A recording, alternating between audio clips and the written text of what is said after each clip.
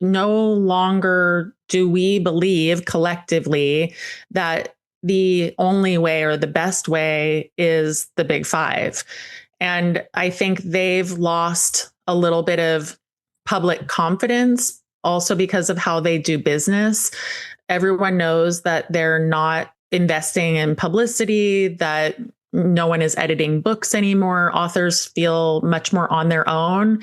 And I think if authors are like, well, I'm already on my own, so why should I do it this way? I think people are thinking more critically. Hello, I'm Brooke Warner. I am the author of Write On Sisters. I am the publisher of She Writes Press. I have a podcast called Memoir Nation, and I have been in the book publishing industry for 25 years. When did you first identify as a writer? Probably when I wrote my first book, which was What's Your Book? And I did that when I left traditional publishing and started She Writes Press, in part because I wanted to see what it felt like to be an author. And What's Your Book was also the very first book ever published on She Writes Press. And I'm very glad I did it because I made some mistakes and spared my future authors from those mistakes. And but I do feel like becoming an author made me feel like a writer. What year did you make that change? 2012. Okay. Excited to dig in more when we get into it. What's your all-time favorite book? Oh, gosh. All time, probably Sula by Toni Morrison, because I read it at a very critical age. I was 18 years old. It was a freshman intro to feminist writing class. And it really did change my idea of what writing even could be and helped me to understand what it meant, like what literary fiction meant. So nice. What's your dream writing routine? Dream writing routine would be a cabin or some sort of small place with a view. It could be the woods or the ocean with no one around, doors closed, my own time, and waking up in the morning, having coffee, getting to work, and then taking, a break in the afternoon and coming back later. So like 2 sessions, isolated, all of my favorite foods. Nice. What's your real writing routine? Oh my God, much more chaotic than that. Real writing routine is I have 2 hours. I'm on a crazy tight deadline. I'm trying to squeeze out anywhere from, 500 to 1,000 words. Mostly my Substack these days, tortured situation going on with my memoir. So the real writing routine does not look idyllic. What's one piece of writing that makes you jealous you didn't write it?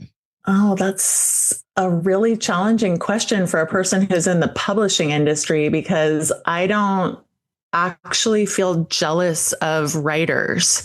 I am admiring, but I aspire to publish great books. And so if I see great writing, I'm just like, wow. Give me just one piece of writing that you admire if you're not jealous, which I think is great. Good not to be jealous. Piece of writing. I mean, lately, definitely Maggie Smith. If I have any tinges of I wish I could do that, I think Maggie Smith would be it, because I admire not only her writing, but also her experimentation with form. Amazing. I'm really excited to talk to you about publishing, about hybrid publishing. So give us the Cliffs Notes. What were you doing in publishing? And then what inspired She Writes? Give us the Cliffs Notes of that trajectory. I got into publishing in 2000. I started in a small Berkeley press, and I was there for almost 5 years. And then I jumped to Seal Press, which was really a foundational, formative experience for me, because Seal Press is a women-only press, nonfiction only. And I was there for 9 years, and it formed a lot of my sensibilities and how I think about publishing. And I left Seal largely because of the changes in the industry that were so frustrating to me, that were about prioritizing marketing over editorial. And I tell that story in my TEDx talk. So people can listen to that 18-minute journey. But it was hard because Seal was not only a dream job for me, but a lot of people said, you're crazy to leave. Like, this is sort of the apex. This is what everybody dreams of. But I had also been there 9 years and I was excited to do something new. And I started She Writes Press. And in a lot of ways, it was inspired by Seal because it's a women-only press. Of course, I didn't have the deep pockets to start a traditional publishing company. And so I started a hybrid press. And I didn't even know that it was hybrid when we first started. I was just like, oh, we're going to, do this thing. And it was my authors who helped me to come up with the language around what we were even doing at the time in 2012. And now, nearly 14 years later, She Writes Press has published upwards of 1,300 books. And oh, wow. We're solid, things are good. And I am about to celebrate 25 years in the publishing industry, 13 in traditional and almost 13 in non-traditional. Amazing. Yeah. Siri Botten was talking about you got her anthology. Yeah. Yes. Okay. So how did you figure out, if you didn't really know that this like business model existed, how did you like discover it? Oh, that's a great question. So it did exist because when I was at North Atlantic Books, which was my very first job, we did hybrid contracts, but they were called co-publishing. And so I had a familiarity with non-traditional publishing contracts. And basically this publisher that I worked for had 3 levels of contracts. One was distribution only, one was co-publishing, and one was traditional publishing. So I was 23 years old when I got that job, and I didn't even understand that there were other publishers who didn't do that. Mm-hmm. And so when I got to Seal and I said, oh, we do co-publishing arrangements and distribution arrangements at North Atlantic, everyone was like, that's not even a thing. like, I don't know. We don't know what you're talking about. We're traditional and this is, this lane. And then I had that experience of understanding that that was a very legitimate way to publish because we had authors at North Atlantic who opted into that because they were going to make more money. Oh, really? Oh, for sure. Yes. And I could talk about that because it's very interesting as a business model.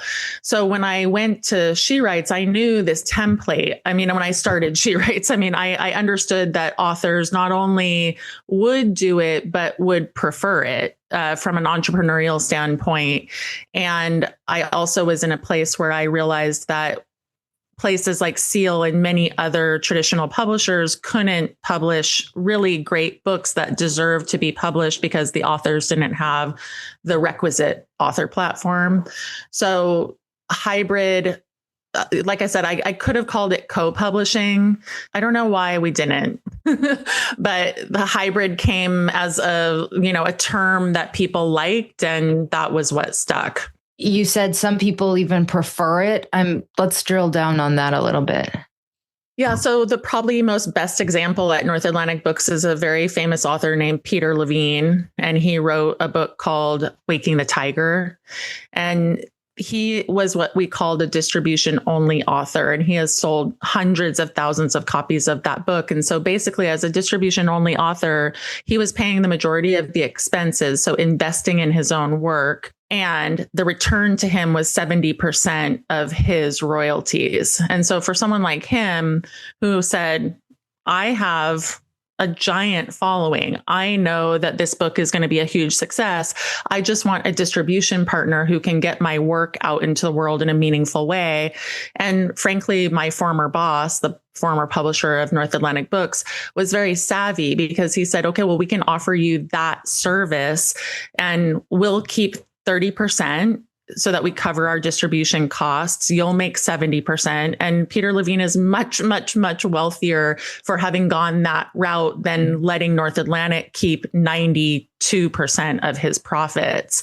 And so for the right author, and there are a lot of expenses, so I'm not saying this is like a lucrative route for every author, but that was in my mind as the best case scenario. And there are authors who, of course, recognize that, like Stephen King, who has negotiated completely different rights with his publisher and who makes much more royalties than the average author because he's sitting there saying, look, I'm bringing you guys such a readership over such a period of time. And so I think there are a lot of people who think that traditional publishing is broken for certain authors, depending on who you are, who your audience is, what your book is. So these kinds of non-traditional contracts exist. They exist in the publishing world, in the traditional publishing world. I think there's just much more of a openness to talking about them now than there used to be when I first started in publishing. Totally. So you mentioned you learned some lessons from What's Your Book, putting that out in the world first. What were some of those lessons? That I didn't know what made a good design. I hired some designer who was, I don't even remember where I found her, but it looked good to me on the PDF file. And then I got the book printed and I opened the book and I was like, it was awful. Like the margins were bad. The type was bad. Oh, no. And I had this moment. It was a very good lesson for me though, which is, I know editorial. I don't know design. I can't be the person to sign off on files. I need to hire a design person and I need this and I need that. So, I had been very entrenched in editorial and that was my background. And of course, in book publishing, there's production and there's design and there's sales. And so it made me realize that in order to be a real company, I was going to have to hire some people and, have someone who was kind of my design backstop. And lucky for me, the person that did that for me is still with me. And, I have built a really good team and really thrived on the idea that I don't know what I don't know and needed to really bring in a team of experts. And then you opened it up to other people and how did people get it right away? What was the response? Yeah. That was the most amazing part because I had the kind of double legacy going on of Seal being a very, very popular imprint with I want to say kind of an incredible legacy. People love Seal Press and they're about to celebrate their 50th anniversary this coming year, actually. And then I had She Writes, so I had the very smart idea to partner with my friend, Kami Wyckoff, who had started SheWrites.com. And the She Writes was a thriving community at the time. And so when we started the press, we sort of had a built-in microphone to say to Seal people, to Seal fans, and to She Writes community members, we're starting this press and we're going to do this. And so in the very first season, including the season of my own book that had the problems, which thankfully, like I said, we were able to rectify for the other authors. We published 7 books, which is a lot. It's a lot for a brand new publisher. The fact that I had 6 other people who wanted to publish. And so there was almost an immediate response to it. I think people were excited that there was going to be this in-between thing. That they did not want to self-publish. They were decidedly not interested and they were facing barriers in the traditional world. And we seemed to offer this middle ground. And that's a lot of how we talked about it in the early years, a third way. Like I said, hybrid emerged from my authors. They chose that term. And then other people started using the term hybrid. It was not a thing. I didn't look around and saw there was other hybrids. It really emerged out of, I think, a moment, a zeitgeist. And people will say, they've been hybrid for 25 years, but that label was just not being used. That's incredible. So how do you vet these projects? You're used to being a traditional editor. Are your filters kind of the same or have they evolved? That's a great question.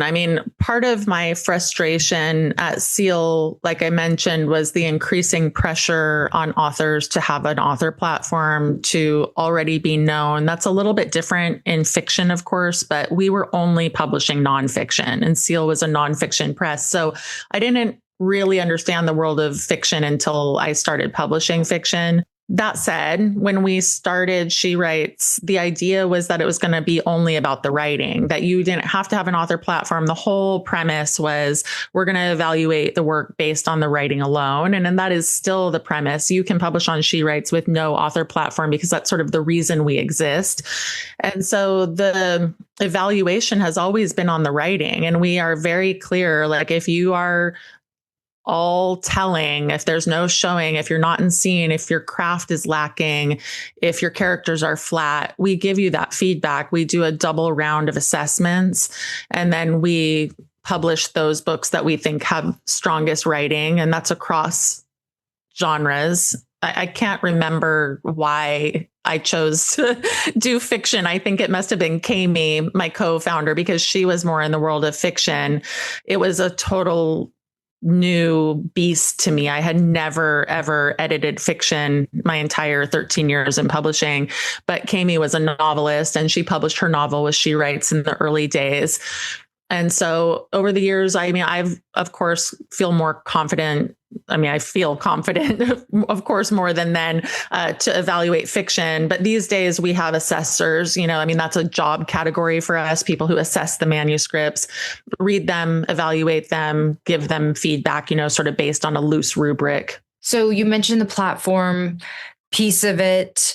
The industry has changed so much, and there is so much more onus, it seems like, on authors to really get out there and sell their books. So I know people can publish without a platform, but like to you, from watching books go out into the world and what succeeds, what do you feel like kind of is a minimum viable platform these days? Like how would you recommend authors start building that? What pieces are important? The thing that I talk about a lot that is just true and has been true for 20 years is that there is a catch-22 in book publishing, which is that you actually need a book to build a platform, but publishing wants you to have a platform before they buy your book. And that is very complicated for the vast majority of authors. And so, of course, there are exceptions. And again, with fiction, it can be a little different because with fiction, it can rest solely on the writing. But even in fiction, traditional publishing prefers younger writers, prefers attractive writers, prefers, authors who are not having their first breakout novel in their 60s. Of course, there are exceptions, lessons in chemistry. Yes, I know, but it's not the norm. And so in nonfiction, where it's much easier to build a platform, it's very hard to get on podcasts, to get your work out into the world, to build your Substack if you don't have the book that really buoys you and gives you that kind of visibility. If someone comes on my podcast, they have to be an author. They have to be a published author. They can't be like, oh, I'm shopping my book around. And so the reality is that the published book opens doors. And so the minimum viable platform is, for us, literally nothing. But we say to authors, you got to build a website. You have to start a social media presence. You have to start building. And authors in my world do find that they're able to build their platforms with their books, because then the book is the leverage. In traditional publishing, you absolutely have to have a platform. Especially for nonfiction, they're just not going to take your work. So it just makes it a little bit more complex, but it also makes our business model more viable. Okay, so the publicity piece, which is related, do you have in-house PR? Do your authors usually hire PR? I have my debut coming out in April, and I got a little sticker shock, but I was sort of warned that I might get quotes for like $30,000, and I did.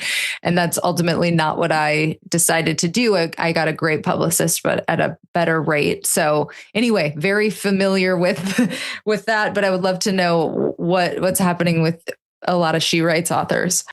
Yeah. Well, and congratulations. It's exciting. The She Writes community, by and large, does hire publicists, and we have recommended publicists that we trust that do not work for us. And in fact, we don't even take a commission. It's just like, these are partners that we have worked with in capacities big and small since the outset. Because from the very beginning, I was like, yes, publicity matters. We are not going to do it in-house because it just doesn't make sense. And especially because there was always going to be some overlap in topics and because of the nature of the work that we're doing. So authors are all over the map, frankly. I mean, some do not hire publicists. Some definitely spend that $30,000. I would say most are in the $10,000 space, just because that tends to be a very viable campaign that is months long and a little more, manageable in terms of cost. But yeah, publicity is tough because I think it's very important to have a publicist if you want to break through the noise. And I'm very sensitive to my authors' budgets in the sense that I say, if you can't do it or if it's going to make you sick to do it, please don't spend the money on it. But then you have to temper your expectations, because our distribution partner is Simon and Schuster, and the sales reps do in fact need and expect the publicity hits. We send them on a regular basis, and so those books that get more publicity, they do rise to the top of the awareness, and there is a correlation with higher sales. There just is. And so with that reality in mind, authors need to decide what to do. Mm-hmm. Do you find like new media versus old media? Is it like a lot harder to tell these days? Like what is actually going to move the needle, or how do you see it play out usually? I mean, I do think it's new media primarily because I think if we're talking about new media being, the proliferation of podcasts and Substack and TikTok in particular, probably being the one that for my authors who actually do it well, they're seeing the most translation to sales. Instagram is far below it in terms of what it moves. All of it is new. Old media is like television spots. I mean, people are going on TV, but it's not doing anything. People aren't even seeking out TV. They're seeking out YouTube spots, and, podcasts with really big listenerships are much more important to authors than any kind of, especially local TV. I mean, what are you even going to do with that? And then you have, of course, newspapers and magazines, which authors are still very excited about, especially local. I mean, I think that if you can get a local spot, like San Francisco Chronicle is my local paper, when my authors get in there, I am elated, and so are they. So there are things that are more maybe sentimental in terms of, are they actually moving sales? Forever, it's been difficult for publishers to completely correlate the placement of something with sales. You can see a little bump. Those bumps used to be a lot bigger.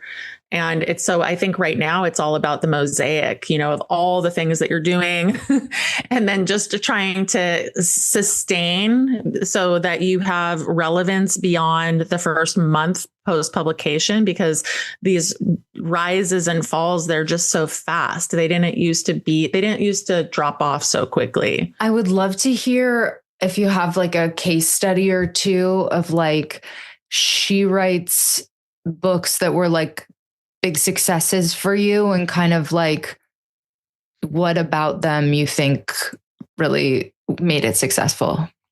Yeah, it's a great question. I've given it a lot of thought myself, like what made this book break out. On the fiction side, we have a book called The Truth About Horses. It's sold incredibly well. Like at this point, I want to say 40,000 copies, something like that. The author unquestionably is kind of an amazing marketing person. She really, really figured out Amazon ads. I think that working Amazon, we had thousands of sales through Amazon on that book. I think it being about horses helped. Mm-hmm. It was a good story. She's pretty well connected. So there was a lot of things that were working for her, but undoubtedly there was a lot of marketing and publicity, and she did put dollars into it. Then we have another author on the memoir side who has not invested as much money, who's been incredibly successful. And she's kind of been like this phenomenal, I want to say surprising because it's surprising to me, TikTok success, because she's like in her 60s I and love that. she's just a really, really good storyteller and people love her. I mean, she tells stories from her, like apartment in New York City, and she's kind of quirky and she posts these videos and they just go insane. And her book, her memoir is about her dogs. And I think that's perennial too. Interesting that like horses and dogs, there is something to be said that these are just topics that people are drawn to. But we've had a couple of really strong sellers in categories that traditional publishing doesn't like to touch, like abuse memoirs. And one in particular called Bright Eyes that really has performed well. The author did a TEDx talk. She has really focused in on how to heal from trauma, so instead of making it about being a survivor, it's been much more about the recovery and the sort of taking the reins in a sense. And I think that has appealed to people. So, and she's a dynamo. I mean, a lot of it is that the authors themselves are dynamic and they're not afraid to talk about their books and sell their books and be out there. Because there's a lot of authors who are more hand-wringy and almost apologetic about having written a book. And that is a kiss of death in a sense, because the more you can be out there generating conversations about it, the better. Yeah. I would love to, especially since you have this like knowledge of traditional publishing from before. I just feel like, when I first started writing, you'd hear about self-published authors, and it was sort of like the kiss of death, like do not self-publish. Traditional publishing, they won't ever touch you. And now it's like they're scouting for success stories from self-publishing. So that's totally changed. I also, on a personal note, like when I finished the first full draft of Girl Gone Wild 5 years ago, I was like big 5 or bust. And then when it ultimately landed at a small press, I'm like so grateful because ownership is more important to me than it was before. Control is more important. Creative control is more important to me than it was before. And so now I have like a totally different mindset, and like self-publishing does look attractive in some ways. And, co-authored books or hybrid fit in there too. So I would love to hear your perspective on that shift and like opportunities and challenges of where we are now. Yeah. I mean, I started noticing self-published books being picked up even when I was at Seal. So it has always happened. It's always been the case that if you could be successful enough, because you're proving to the publisher that you're a good bet, that you are generating sales. And that's why, probably the most famous self-published book of all times is 50 Shades of Grey. Right. It's like that book just took off. And yes, it's erotica, but, everyone's like, oh, it was so poorly written. But Random House was like, we'll take it, and the sales of that book literally generated bonuses for their entire staff for years. And so it's been happening. Like I said, there was a handful of books when I was at Seal Press that were getting scooped up, and they would make headlines, oh, this self-published book, that self-published book. So it's at least been happening for 20 years that this has been true. I think, what do I see as the difference? I mean, I think what's happening is that so many more people are publishing books, and no longer do we believe collectively that the only way or the best way is the big five. And I think they've lost a little bit of public confidence also because of how they do business. Everyone knows that they're not investing in publicity, that no one is editing books anymore. Authors feel much more on their own. And I think if authors are like, well, I'm already on my own, so why should I do it this way? I think people are thinking more critically. And also there's this whole giant new landscape of hybrid, and there's successful self-published authors who are doing amazing things and who are like, I would never give up my rights to, like, why, again, like Stephen King, why would I give my publisher 92% of my profits? even if they're paying for everything, the math doesn't make sense once you get into big volume. Yeah. So it's just a more entrepreneurial landscape, I think, is really what it comes down to. Do you feel like the shift is like, I was talking to Jane Friedman and she was like, it's like the creator economyfication of publishing or whatever. So like, is it that? Is it just like the shift that's kind of happening everywhere that's tech driven? Do you feel like? Yeah, I mean, I agree with that statement. I think we all understand that we can do things ourselves and that we can partner with people and that we have more agency. So obviously, if I shop my book to Penguin Random House and they say, no, Brooke, we don't want to. It used to be the case that people were like, oh, well, my writing career is over. I'm putting this manuscript in a drawer and that's it. And now people are like, I don't really care, Random House. Like, I'm going to go ahead and publish my book and thanks anyway. And so I think it's the sort of like lessening power of the gatekeepers. You know, I think Substack is just a really interesting parallel to all of that. When you see people leaving the New York Times, leaving whatever journalistic careers they're having, and then having this giant success on this completely self-run experiment that is clearly making people a lot of money. And will it last forever? No, but it's just very interesting. And so I do think people are taking that creator force into their own hands. And they're also understanding that it's not just about the book. The book is one piece of a much larger puzzle that if you want to be someone noticed in the world, it's not just the book. It's the Substack, it's the podcast, it's the, YouTube videos. It is a creator economy. It's a content economy. Yeah. I would like to drill down a little into Substack. You mentioned writing for your own Substack, and do you encourage your authors to get on there? I don't know. Was the email list such a big thing back in the day when people were trying to sell books? Yeah, it was because, yeah, for sure. Because people who had email lists could convert sales, and never, ever has social media actually been a good place to sell books.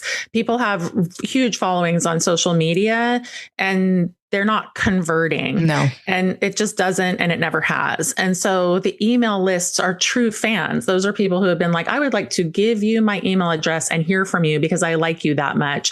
And so the email list has always been this really important thing. And it's interesting because I use my email list to promote my stuff.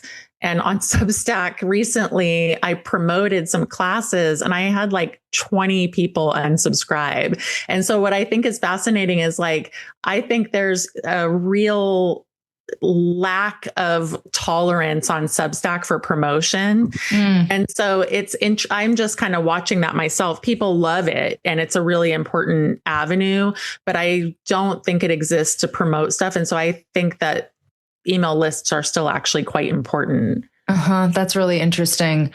I feel like once you get above a certain threshold of subscribers, there's like that natural churn anyway. So kind of like whatever you send, people will be like, oh, I don't want this. But not everyone, just like a few people each time where you're like, what?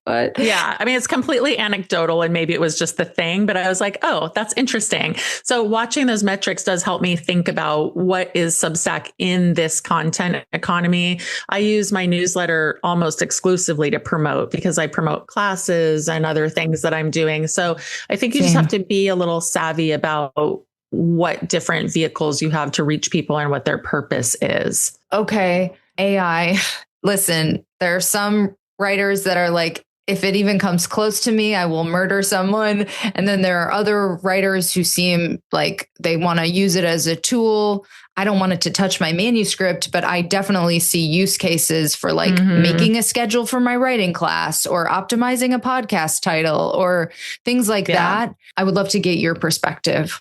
I probably land where you do. I wish it was never invented. The fact that it was means we have to live with it. And I also use it as a research tool. I'm one of these people who for sure is like, oh, I don't use Google anymore because chat is just much, much more effective. And it's so for those kinds of things and research and blah, blah, blah, I never use it for my writing and I never will. It makes me recoil. I think the place that I have the most hatred for it is that I see it in our manuscript submissions. And Really? oh, for Like sure. How can you tell? I mean, in the very worst case scenarios, people do bad cut and pastes. And so there's literally a prompt that's happened twice. And I want to say that's extreme. And it was an immediate rejection because I was like, if you can't even realize that you cut and pasted a prompt from AI into the manuscript, I can't work with you.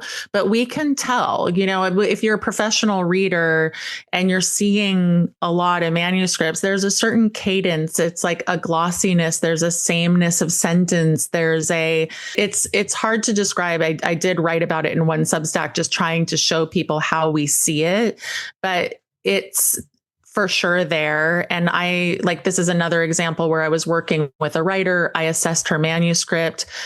I gave her a bunch of feedback, and 6 months later, she sent me a new manuscript. And I was like, it was so different, and so kind of perfect. In not a good way. It was much better than her previous version, but it was so obviously AI enhanced. And so it's just a challenge because there are some authors who are like, I wouldn't have a book if it weren't for AI. We're really struggling with it, just internally, how to deal with it, because we can't have a zero tolerance policy, or I think at this point we would honestly cut out like half of our submissions. Really? But we ask if the authors use AI in our submissions, and I would like to cut a very strong line at like no cutting and pasting, full passages. But this is just going to continue to be, I think, some kind of reckoning is not even the right word. I mean, it distresses me, and there's no going back. And I sort of long for before, but it's very in my space. Yeah. Yeah. Okay. So what do you think? Like, I can see with ghostwriting, like you record a bunch of interviews with someone and like maybe you put it in AI and you get a first draft. Mm-hmm. Like I can see it creeping into the industry like that, but you're saying it's going to creep in even more. It's going to creep into all kinds of writing. It already has. I mean, that's the thing that it is. So like, it just was like a switch flipped is kind of how I feel, like it was not there and then it's there. And I feel like most authors right now are using AI in some kind of capacity for at least what we're talking about, research and stuff. And then I think there are a large number of writers who are like, oh, this is going to help me sound better. And I think also I noticed that the younger writers have far less qualms. They're perfectly happy to just be like, I use AI and it's great. And, and then older writers who either like would never confess it or who are just totally anti. And I tend to probably land in the more anti camp. I find it troubling. And I also think that, just like I don't want my son to use AI to do his homework, it's the same thing. You're not learning to be a better fill in the blank if you're using AI to make your writing sound better. He's not learning French when he looks up all the words on AI. So it's not different. It's the same complaint, and we should all be concerned. Yeah, I could probably talk to you about that for another while.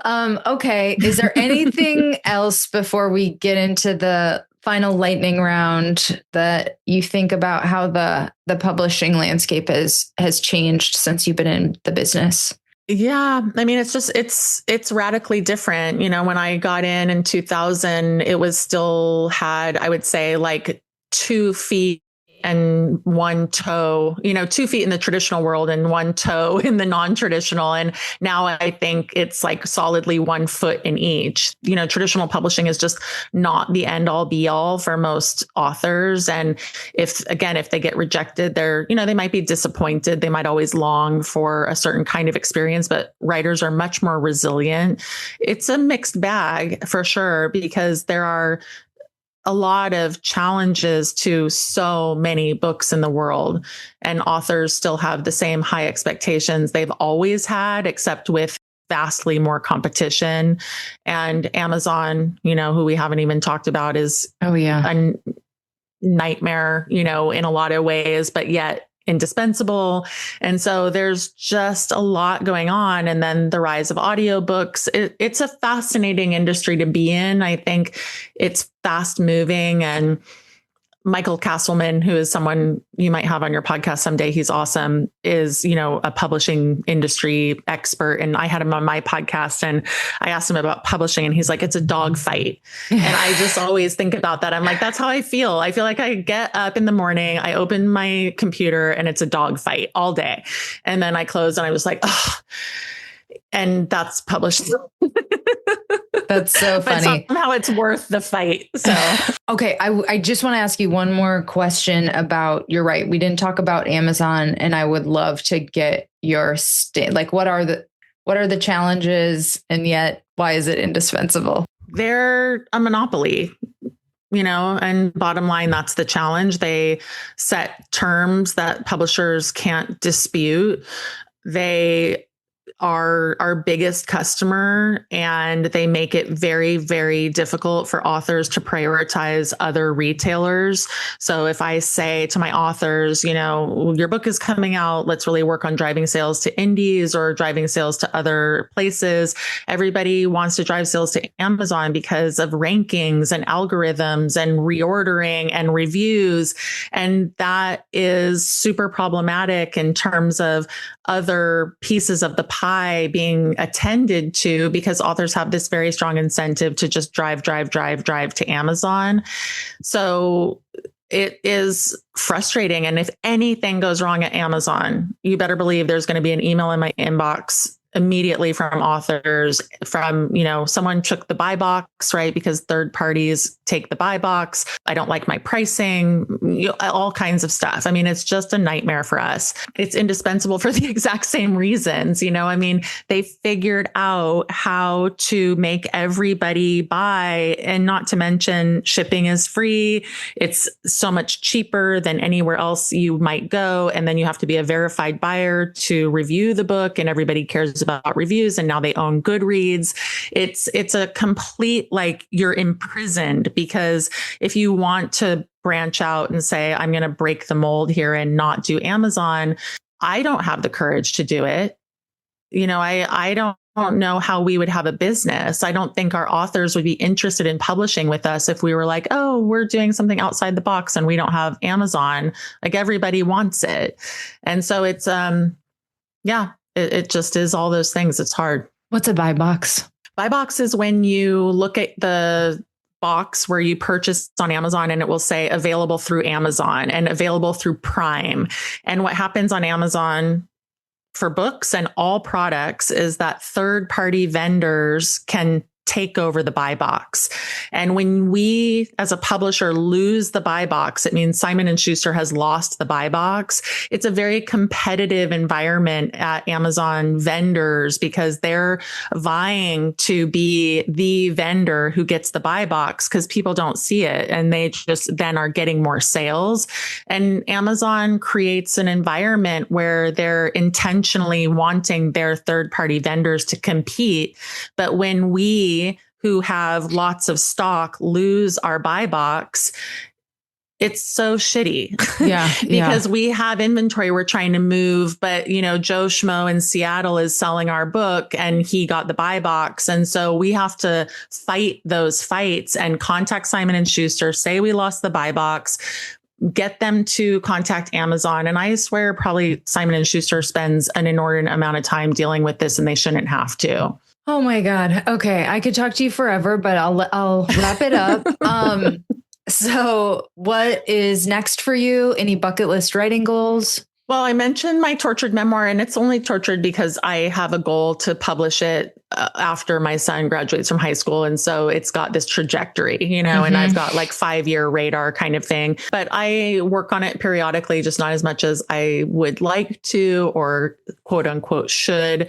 My new thing that I'm really focused on is Memoir Nation. I started this community. It's an offshoot of my podcast, and it's just exciting to me because it's the genre of my heart. As I always say, I love memoir and I like elevating memoirists.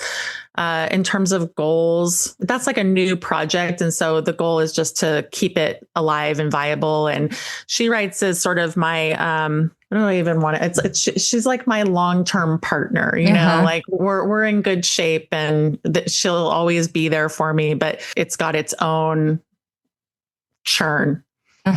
Okay. One piece of writing advice you wish you could give your former self. Gosh, I think these are hard questions because, I'm sure you're more used to interviewing like regular, real writers. And I'm not saying I'm not, but like I have been in the business of midwifing books and helping people to write books since I was 22 years old.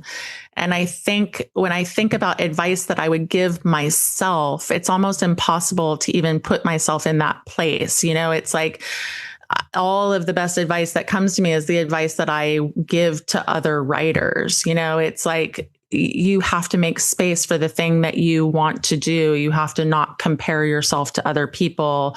If you want to get published, fucking do it. Like that's the big one, right? Because people just get around like, oh my gosh, I'm getting rejected and I this and I that. And it's like, we live in this incredible new world where if you want to have a book, you can have a book.